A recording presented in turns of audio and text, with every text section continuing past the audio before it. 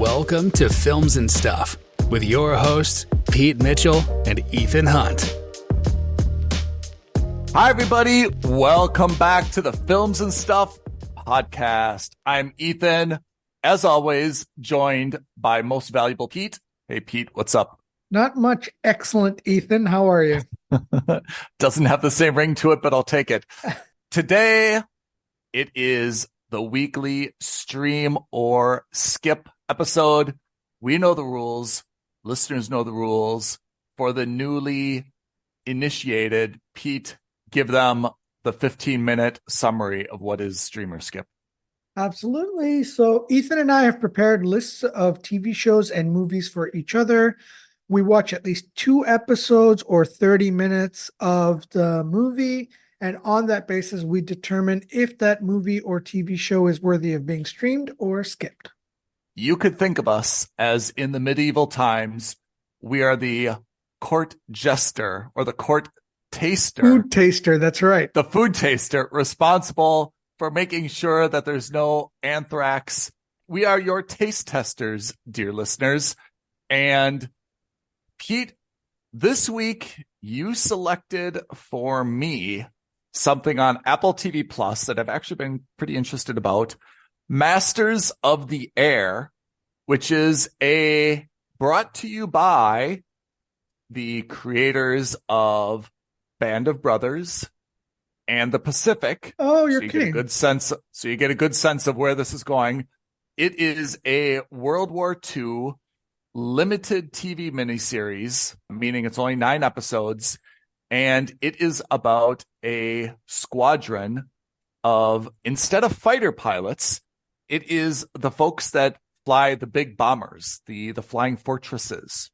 So they are stationed outside of London and they are doing bombing missions over Nazi Germany in World War II. And I have to say, you know, I am not a history buff. Second, to the extent that I know World War II history, I think very much of like the ground invasions.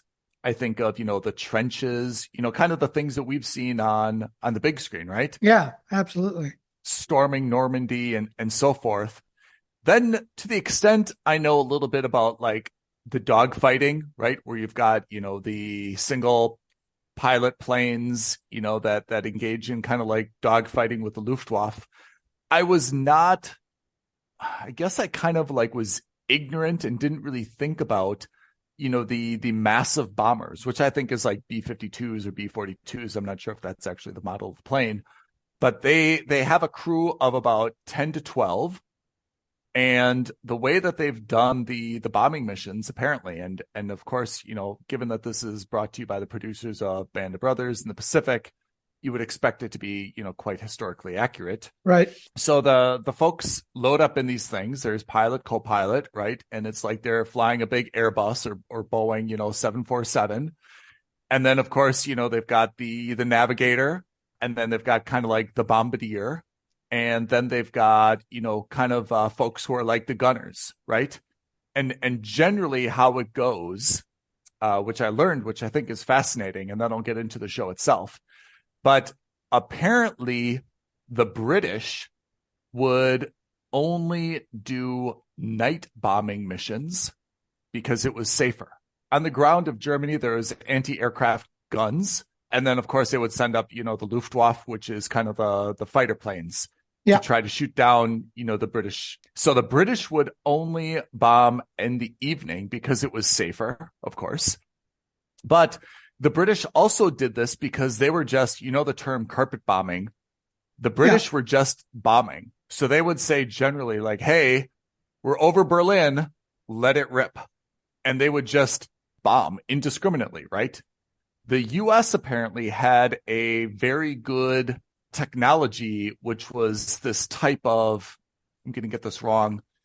Like if you think of a periscope, but the opposite of a periscope, where they could actually use this device to look down while they're in the plane. And it was very, very clear and accurate. And they could actually identify the specific targets that they wanted to hit. the US bombers would actually fly during the day because, of course, it doesn't work at night. They can't see at night. So they would fly during the day. So the benefit for the US was they were much more accurate. So if they wanted to take out a factory making ball bearings, they would get the intelligence of where that factory is. And they could, with this scope, while they're in the plane, they could say, hey, we're right over the target. I see it. Now is the time to, open the bomb doors and drop the bombs, right? Okay. I mean, these weren't smart bombs. They were just taken by gravity and they would just bomb. So there was less collateral damage. So which on a humanitarian side, that's great. But because they were flying during the day, it was much, much riskier. And the casualties were much, much higher. So that was the difference between the U.S. bombers and the British bombers. And the U.S. bombers were, of course, stationed in the U.K. And then they'd fly what I guess is the channel, or at least I refer to it as a channel, into, German airspace. They would drop bombs, and then they would do one of two things. They would turn around and go back to the UK, or they would go straight and they would kind of like go south through Europe and end somewhere in like Africa and land there. Okay. In an airbase in like Tunisia or Egypt or something like that. I thought from a historical perspective, that was really, really fascinating because I didn't really know about that. So again, the British folks would go at night under the cover of darkness. It was safer, but they were less accurate and, there's more collateral damage. US folks would go during the day, much more dangerous. So usually they would have a squadron of like fighter jets, kind of accompanying them. But due to, I guess, like fuel restrictions, the fighter jets couldn't stay with them the entire time. So at some point, these big flying fortresses, these big bombers were on their own. And apparently there was a lot of casualties, both because of the anti-aircraft guns on the ground, and also because, the Luftwaffe, the German Luftwaffe was pretty good. And as you can imagine, I mean, if you kind of think about, let's put it into our terms, Pete, TIE fighters and the Millennium Falcon, right? Right. Oh, you got me back on board. So if you think about like some of the scenes, right, where Han is piloting the Falcon, Luke is sitting, by that little gun trying to get the TIE fighter. The TIE fighter is very difficult to shoot because it's smaller, it's very maneuverable, right? And Luke is just one guy sitting at that gunning station, trying to get it. That's very similar to what these large bombers had for all the different, like German aircraft that They're going very, very fast. It's hard to get a beat on them. And of course, you have to be very, very accurate. Not easy to do, right? I mean, basically, they're just spewing as many bullets as they can. And again, this is bullets back then, right? I mean, manually trying to hit aircraft, which as you can imagine is not at all easy. Whereas the German craft just need to kind of like shoot a few bullets into the side of the plane and suddenly it loses hydraulics or it can't steer or it loses altitude. They were kind of sitting ducks, I guess is the point I'm trying to make. A lot of damage. And if you've seen Band of Brothers or the Pacific, you know that there's a lot of blood and guts and cartilage and human tissue in those movies. And this is no different. They show a lot of folks getting like really shot up, and it seemed to be a very, very brutal. You would think that the folks in these bombers were much safer than kind of the ground forces. And I guess if you and I had a choice, I would definitely prefer to be in the air than on the ground. Mm-hmm. But definitely it was not without risk. And so that's the background, the historical background that shows a little bit. And then, of course, when you go through the 9 episodes, there is a whole, it's a story, right? In terms of, this 100th fleet and, you get to know the different personalities and, how they're friends and a little bit of backstories. And of course, they're in different airplanes. Some of them get shot down. So of course there's casualties, characters die. Some of them are shot down and they're taken as POWs, which is another storyline. And then, of course, there's the original Catch-22, right? Which is where the phrase comes from. So Catch-22, the phrase, I think you know the phrase, which basically means the more you do, the more you get sucked in. And it actually started from a book, which is called Catch 22.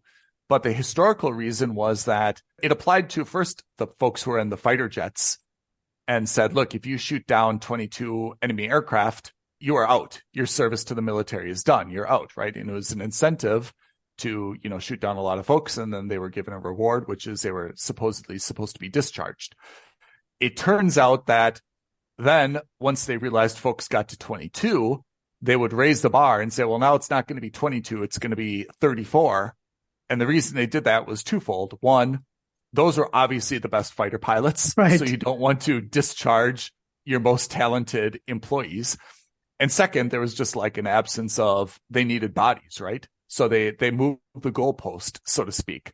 So the same thing was present in Masters of the Air, where it was originally, hey, if you fly, I'm going to forget the number, 30 missions, you're out, you're discharged. And then, of course, after they got to 30, there would be a proclamation or like a new order, right? Saying, actually, it's not 30, now it's 34. And of course, everyone's like so disappointed. They told their families, wives, they were going to see their baby, so on and so forth. They're going to be discharged. Then they have to like emotionally get back into the swing of things because they've got 4 more missions, right? Once they hit 34, then it's 38, then it's 42, then it's so on and so forth, right? So there was an element of that in this as well. So I've given away maybe a few spoilers, which we are apt to do in this segment. But overall, I have to say, I watched all 9 episodes and I really liked it. And I can qualify that by saying I'm not really a World War II guy. That's not my genre. That's not my era. I said at the beginning, I'm not really a history buff. So, I mean, if you were just to tell me the profile of the show, I would not have immediately said, oh, that's something that I like, right? Like you and I love sci-fi, for example. We love, time transport, for example. You love heist movies. Right. You love Nick Cage. So, I mean, this doesn't kind of fall within my natural genre, but I have to say it was very, very well done. It won at least one award. If you don't know, the headliner is Austin Butler. Yeah. Right? Elvis himself. Also, interestingly, Anthony Boyle. Do you know this guy? Sounds familiar. Have you watched Manhunt? I have not. He plays Booth on Manhunt.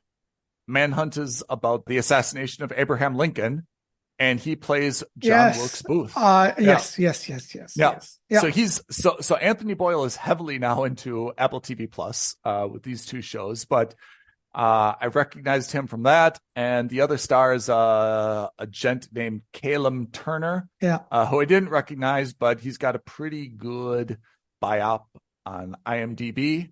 The cast is actually quite well represented. I like the story. I think it's really good. It's got a lot of good action. It's like all good, limited series have. It's got kind of like multiple different storylines, intertwined. Now we get to where the rubber hits the road, ratings, right? This to me is just below a must subscribe. It is absolutely great, kind of binge worthy as well. But I have to say it is just a little bit below a must subscribe, primarily because none of the storylines or the characters have really made me fall in love with them. No one is unlikable, which I think is very, very unique for a TV series, right? Like a lot of TV series prey on the person who's like the lightning rod, like either you really like them or you just cannot stand them. Yeah. There's no one in this show at all who's really a lightning rod. There's no one that I think. I'd be surprised if you watched it and you're like, I just hate that guy, cannot stand him or cannot stand her, whatever the case may be, right? No one is really unlikable here, which is great. I mean, it makes it very easy to watch, right? It makes it easy to continue on with the show and there's no one that you really dislike. But I have to say, none of the storylines, none of the friendships, none of the relationships, none of the emotional trauma or the hard decisions, none of these multiple storylines really grabbed me and captivated me and kept me locked in. The action is good. I have to say, like, there's a lot of air combat sequences. There is a good amount of action. You know, it has a good mixture of personal storylines and backstory and, you know, dialogue on the ground as well. But there's not a single character that I loved or felt like really aligned with. And there wasn't any real storyline that I was just like, oh my gosh, like that's crazy what's happening between these two, or that's nuts how this guy got this, right? So not even Austin Butler? Look, Austin Butler definitely gets the star treatment in this. At first, I didn't really recognize him because he looks very different. And of course, he's always wearing like an aviator jacket and a hat and such, where he is the too cool for school kind of pilot. Yeah. Like he is definitely got all his crap together. You know, he's the good leader. He's the good human being, always does the right thing. He's the confidant of everyone.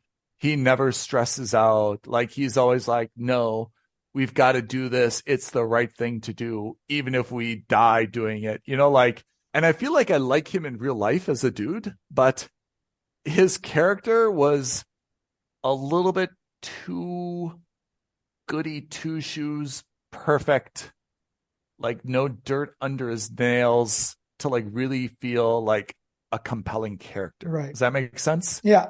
Like, I don't want to say we like our heroes with flaws, but I think you and It gives them a little bit of texture, right? Yeah, we see Han Solo as the redeeming qualities, right? And kind of overlook his faults.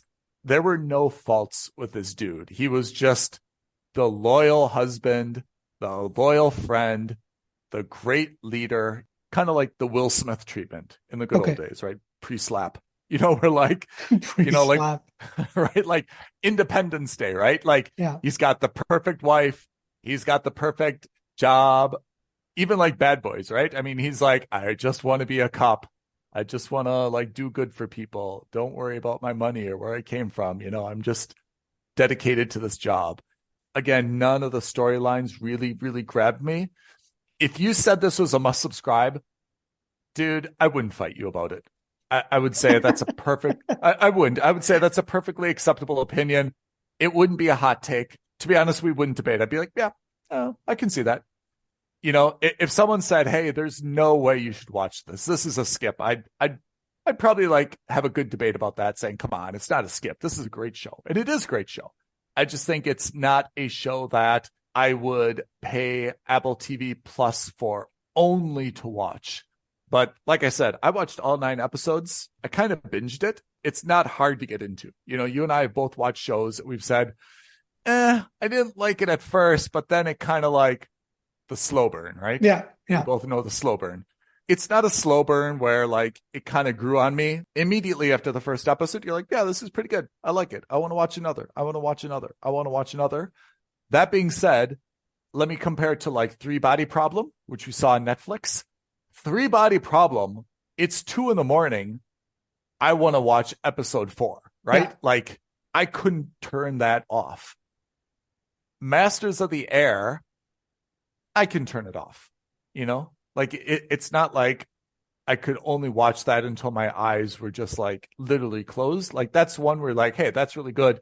Do I have time for another? It's getting late. Okay, I'll definitely watch it tomorrow. So I think that's also a relevant test in terms of the must subscribe, right, binge-worthy test. So in any case, that is Masters of the Air. Very good. Seems to be very historically authentic and something different from a World War II perspective. If World War II is your thing, I would expect that you would love this. If you really, really don't like World War II, you probably won't give a hoot about it. Wonderful. Okay. What do you got this week? while you were happily watching Masters of the Air, I was initially trying to watch 11/22/63/75 hike, but I could not watch it for whatever reason. I don't know why. I couldn't It's on find it. Hulu. It's on Hulu, right? Yeah, well, it's not on Hulu for me. So I thought, oh, it could be Oh, one of those international things where it might be on yeah. Disney Plus, and I couldn't find it on Disney Plus either. So it was a bit of a treasure Let hunt down. to find, and I couldn't find Yeah. it. So I pulled an Audible Oh. and I watched Twisted Metal on Peacock. Is that based on a video game? It is based on a video game, and I'm not surprised Oh. that you would recognize that. It was PlayStation's, let's say, marquee game in, let's say, in the mid 90s. It was Whoa. one of the first major PlayStation games that kind of like blew everyone out of the water. It was like a rated R version of Mario Kart because it was basically a destruction derby game where you get to choose your car, you can fire bullets and rockets and other kinds of weapons at other cars, and your goal was to destroy all the other cars in the arena and survive as long as possible. Did you play? I did play the game long time ago. I honestly hadn't even thought about it.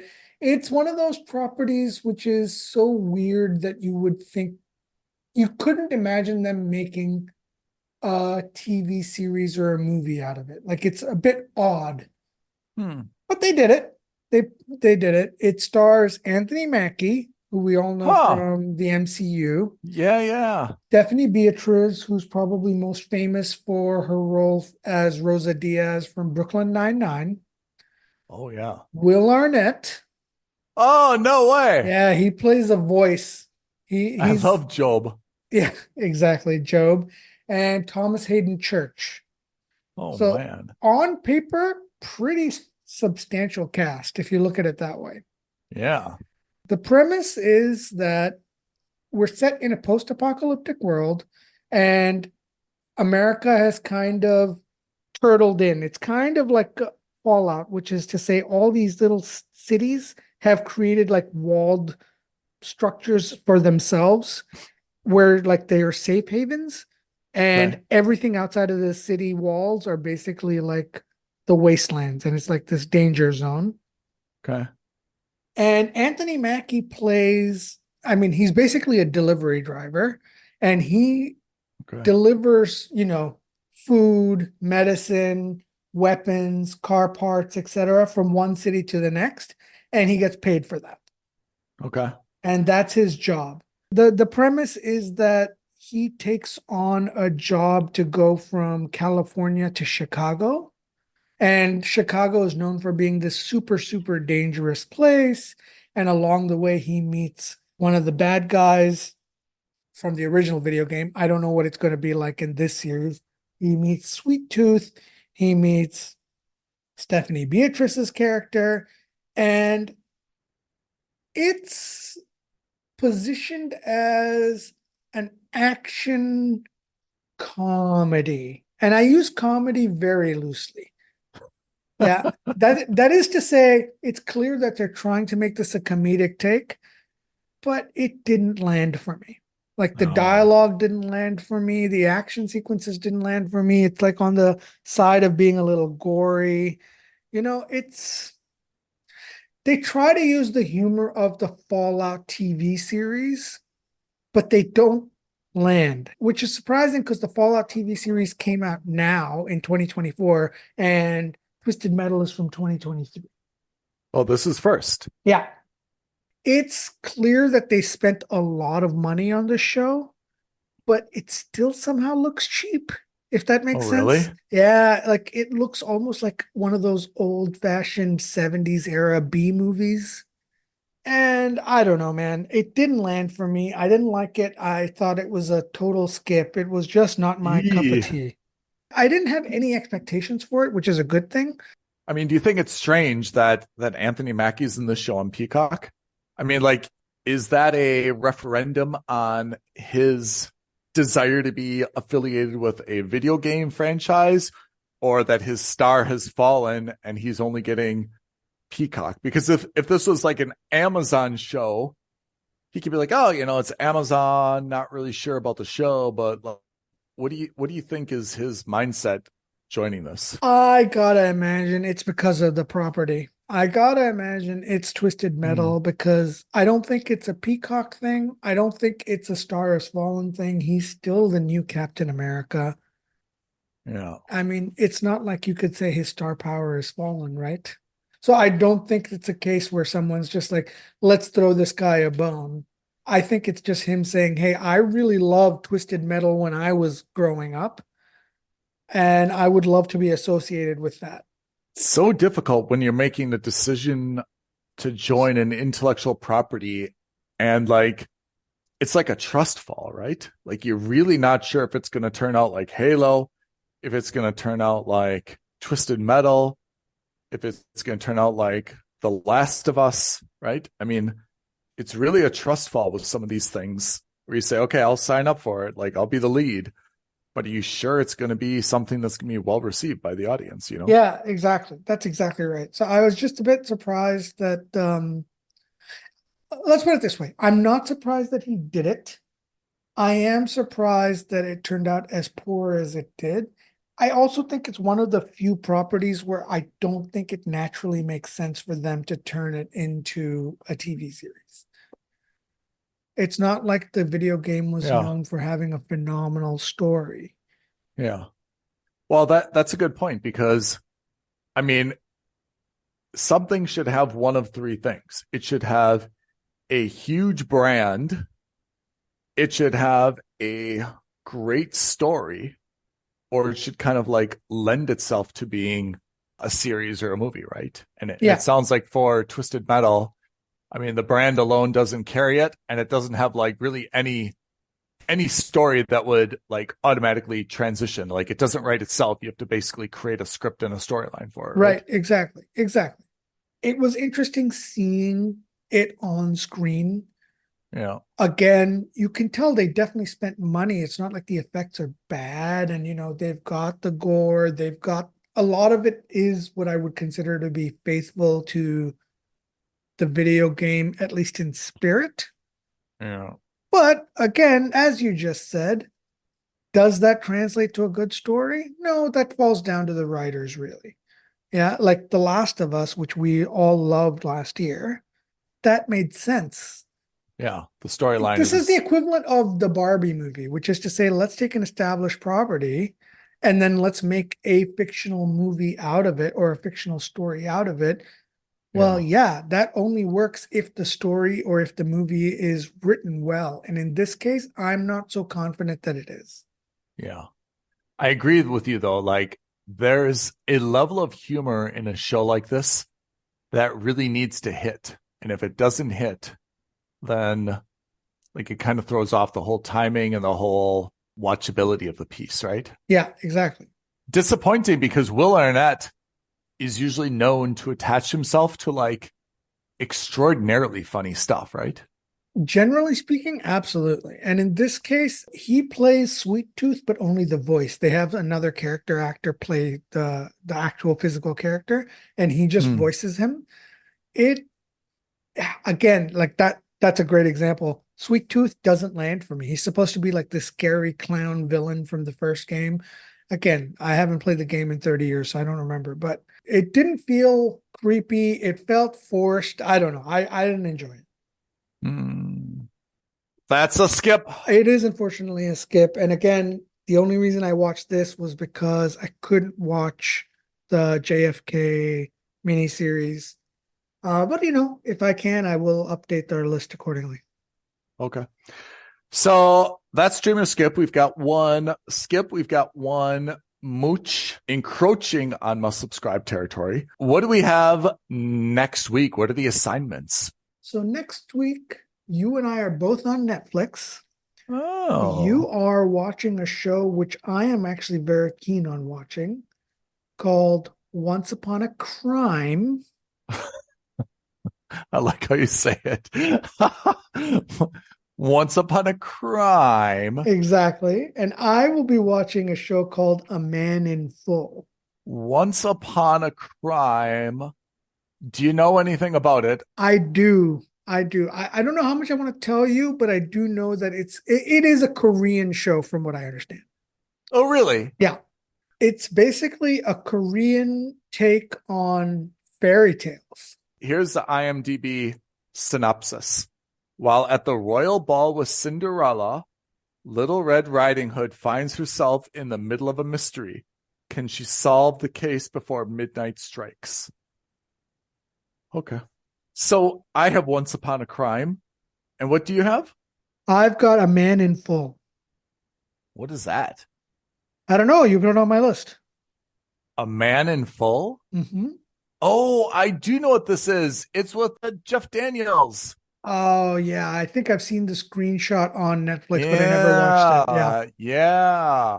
I have to say, I saw, like it kind of popped up on Netflix and you see like the trailer thingy. Yeah. I thought that looked actually quite solid. Okay. Lucy Liu's in it as well, by the way. Oh, you had me at Lucy Liu. I've got high expectations for that for you, actually. I don't know if I've got must subscribe high expectations, but I've got binge worthy expectations. I'm excited. I'm looking forward to it. All right. Pete, I'm looking forward to this next week. Let's see what we've got. Indeed. But until then, if you guys have any strong thoughts about Twisted Metal or Masters of the Air, or Once Upon a Crime or A Man in Full, do not hesitate to reach out to us. You can tweet at us at F&S Podcast. You can DM us on Instagram at Films and Stuff Podcast. And as always, you should like this video, subscribe to our channel, hit the bell, leave a comment below, all that YouTube jazz. It helps us out greatly. Indeed. Pete, appreciate your time today. Listeners, appreciate your ears today. We will see you next week on the Films and Stuff podcast. Thanks, everyone. Thanks, Ethan. Bye now. Thank you for listening to another episode of Films and Stuff. If you haven't already, please subscribe and review on Apple Podcasts, Spotify, or wherever podcasts are downloaded. Films and Stuff. There is no substitute.